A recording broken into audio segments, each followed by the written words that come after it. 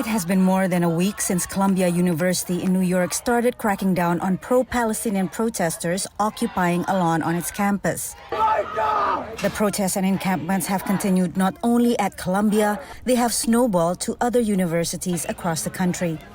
We have students of all backgrounds and of all histories and identities coming out here to stand on the side of justice and to oppose genocide.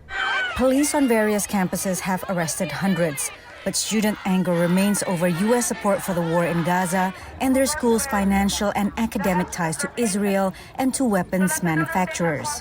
This Jewish student from Georgetown University won't share her name due to security concerns. We have a university that's actively investing money into companies that are helping fuel kill these innocent people, and it's just not something that I morally have never been able to stand by, but especially not now anymore.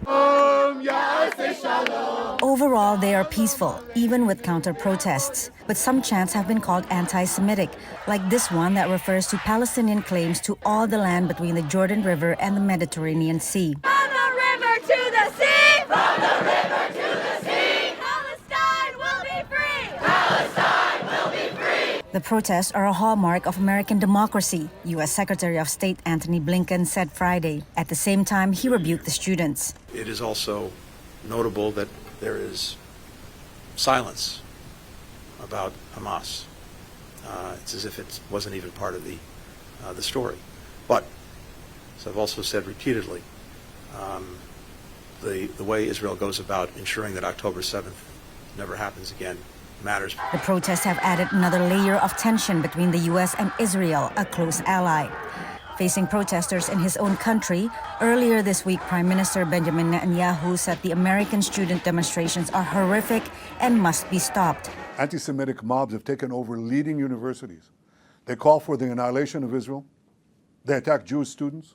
They attack Jewish faculty. This is reminiscent of what happened in German universities in the 1930s. Netanyahu's comments are echoed by Republican leaders who have summoned university administrators to testify, accusing them of allowing campuses to be a hotbed of anti-Semitism. There is an appropriate time for the National Guard. We have to bring order to these campuses. The White House declined to weigh in, saying the decision to call in National Guard units to break up protests is up to state governors.